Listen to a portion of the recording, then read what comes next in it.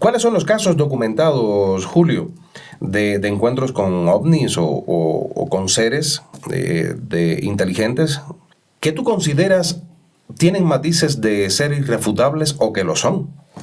Bajo la misma lógica que comentamos hace un momento de que por la abundante documentación que existe, por la abundante cantidad de testigos, ya no se puede negar que ocurrió.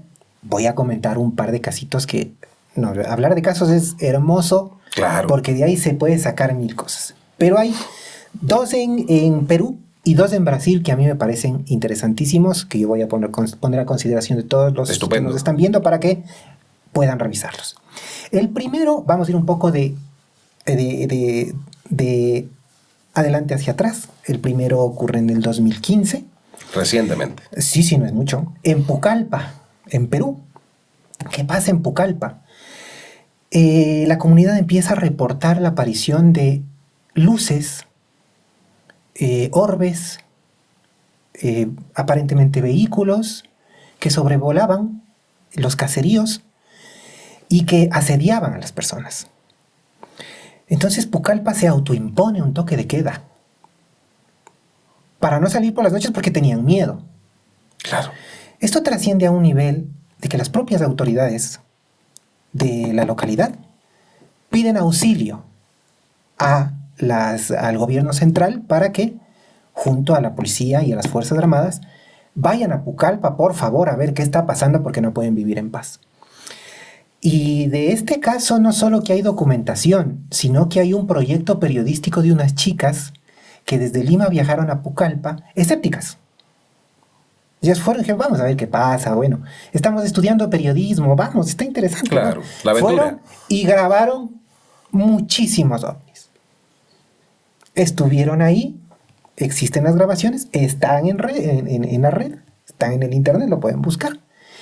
Y esto está documentado, hay memorandos de las autoridades pidiéndose apoyo entre sí, organizando operativos y bueno, tal. Entonces Pucallpa a mí me parece un caso muy, muy interesante sobre cómo no se puede refutar a estas alturas que eso no ocurrió porque hay documentación, hay testigos, mil cosas. Bueno. Y está ya certificado de que no es un montaje, no es una edición de video, ni mucho menos. Nadie ha podido probar que sea una edición. Recordemos que para el 2015 no teníamos la inteligencia artificial como la tenemos ahora. Claro. Hoy por hoy realmente es muy complicado encontrar un video real. Hay muchísima desinformación a partir de imágenes que se crean con inteligencia artificial, pero para el 2015 no había esa posibilidad. Lo que grabaron realmente lo grabaron. Y si en el 2015 era difícil, imaginemos cuán difícil era en 1980.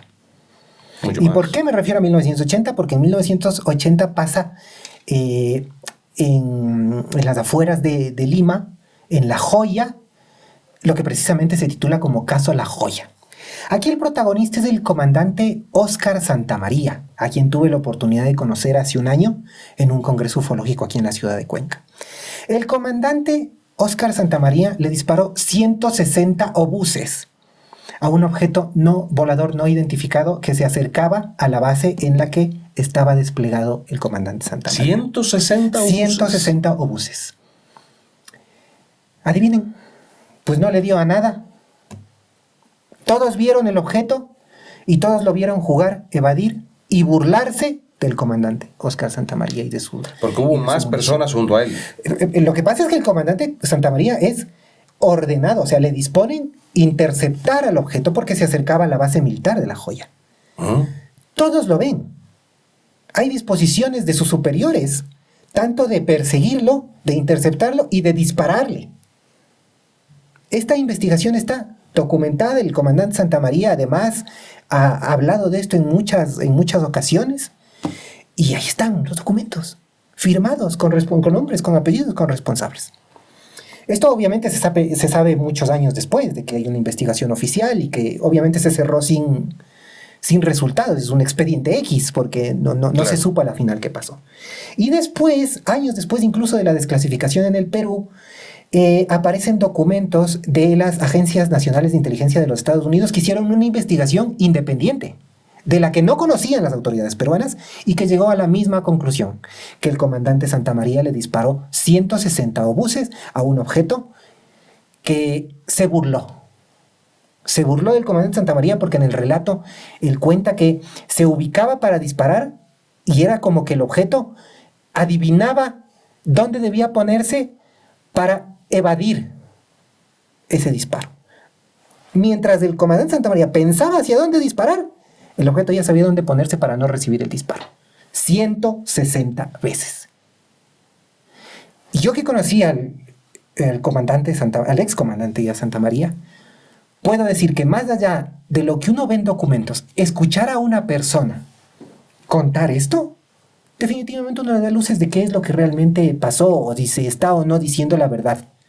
Y el comandante Santamaría no solo que no está mintiendo, él relata con, disculpen lo coloquial de la expresión, con pelos y señales cómo fue todo. Él puede pasar 3 horas contándonos cómo pasó de un punto al otro y cómo intentaba disparar y cómo este objeto se movía a velocidades increíbles, escapando a todo fuego que había desde la aeronave del comandante Santamaría. Estos casos en Perú. Imaginemos 1980. Brasil es otro país hermoso en cuanto a avistamientos, a relatos. En Brasil ocurrió, también vamos un poquito de lo más reciente hacia atrás. En 1986, la famosa Noche de los OVNIs. ¿Qué pasa? Una noche en 3 estados de Brasil, Minas Gerais, Sao Paulo y se me va el otro, reportan entre 70 y 80 objetos luminosos no identificados que sobrevolaban el espacio aéreo. Tal es la conmoción que se despliegan aviones de la Fuerza Aérea más o menos con los mismos resultados que tuvo el comandante Santamaría, solo que aquí no les dispararon. Pero nunca los pudieron alcanzar, nunca pudieron identificarlos visualmente porque era imposible con la tecnología que contaba la Fuerza Aérea en ese entonces, incluso ahora. ¿Qué pasa en la noche de los ovnis? Que a los 3 días convoca una rueda de prensa el ministro de Defensa. 3 días después de esa noche. Un par de días, 3 días después, convoca una rueda de prensa porque son 3 estados que vieron muchos ovnis de esa noche. Algo parecido a lo que ocurrió hace unas semanas en los Estados Unidos. Solo que acá sí no había ninguna explicación probable. Y en ese entonces no habían drones. Claro. ¿Y qué es lo que dice el ministro de Defensa? Que efectivamente ocurrió, que se desplegaron aviones de la Fuerza Aérea para interceptar estos objetos, que no pudieron hacerlo, que no saben qué son y que no pueden dar más información. Se cerró el caso. Hasta donde sabemos. Es una afirmación. ¿Cómo se puede refutar esto? Tal vez porque nuestra política latinoamericana es muy, o suramericana es muy especial, ¿no? Tal vez venga después de un ministro y diga, es un mentiroso el ministro que se ve bueno, podrá decir lo que guste. Pero además hay documentación. Entonces, ¿cómo esconde los relatos, la experiencia de 70 pilotos, de miles de personas que los vieron desde tierra? Es muy difícil de refutar.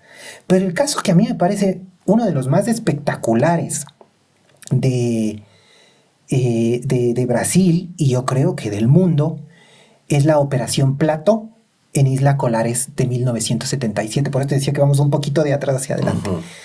¿Qué pasa en 1977 en Isla Colares? Esto está más hacia el lado del Atlántico de Brasil.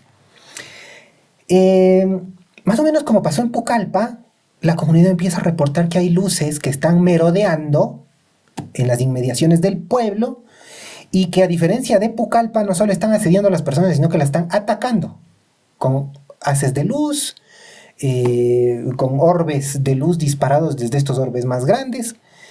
Y la cuestión es que no es que solo se dice que están siendo atacadas las personas.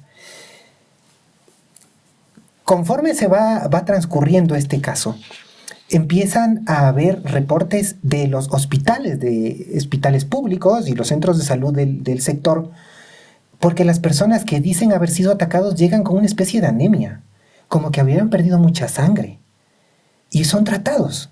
Pero no hay explicación.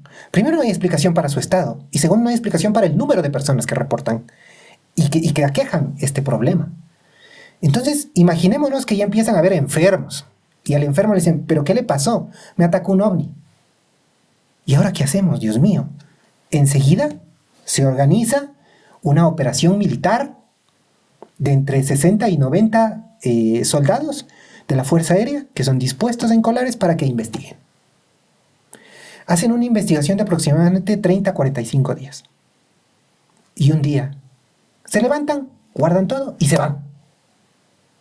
¿Qué pasó?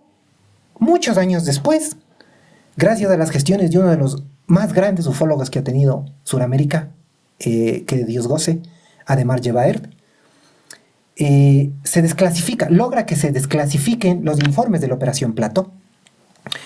Y una de las cosas más increíbles que muestran estos informes es el relato de unos soldados que iban en un bote explorando, pues a ver qué eran estas luces, y se encuentran con uno de estos objetos que se les acerca y a pocos metros de la embarcación se abre. Y de la embarcación sale una persona. Eso del objeto. Sí, sí. El relato es que era una persona. ¿Cómo saben que es una persona? Porque tenía toda la fisionomía de un ser humano. Pero no podían ver bien su rostro por algún tipo de luz que emanaba. Y parecía estar vestido justamente con algún tipo de traje especial.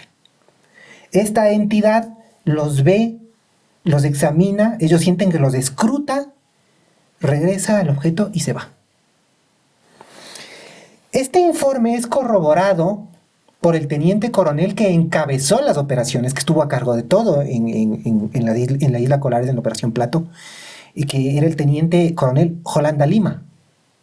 Este teniente coronel, después de algunos años también, efectivamente, cuenta que así fue, da una entrevista en un medio de comunicación, ahí está la entrevista en YouTube, y pues relata que efectivamente así es.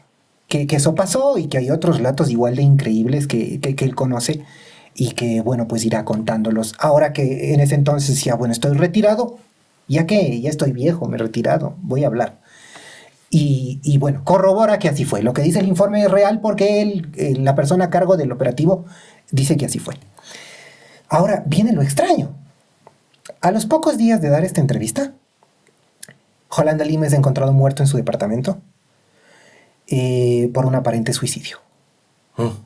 Y hasta ahí se supo qué pasó con la Operación Plato en el 77 en Isla Colares. Entonces, pues, ¿cómo se refuta todo esto?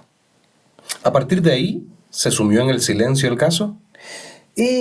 Son los ufólogos los que han procurado avanzar en esto, ¿no? Bueno, lo que yo les cuento aquí es algo que pasó en mucho tiempo, ¿no? Primero era el mito, era claro, la leyenda, después vino el documento desclasificado que dice, no, pues si algo ha pasado aquí. Después, muchos años después, vino el relato de Jolanda Lima, que después falleció. Entonces esto pasó en mucho tiempo, pero es la información que tenemos hoy. Quien quita que después se sepa algo más, ¿no? Pero ¿cómo se refuta esto? ¿Cómo se refuta el caso del comandante Santa María? ¿Cómo se refuta la noche de los ovnis? ¿Cómo se refuta el caso de la Operación Plato? Es muy difícil, es realmente muy difícil, a menos que cuando se refute estas hipótesis, pues se plantee más bien que son de otra naturaleza los objetos que ahí estuvieron. Por ejemplo, alguien podrá decir, no, pues eran tecnología militar clasificada.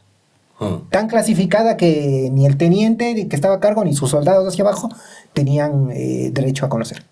No tenían por qué conocer, entonces todos están sorprendidos y son novios. Bueno, si eso pasaría, bueno, tal vez se intentaría refutar. Pero yo siento que al momento habrán quienes creen y no, que están en su derecho. Pero refutar que esto ocurrió no se puede.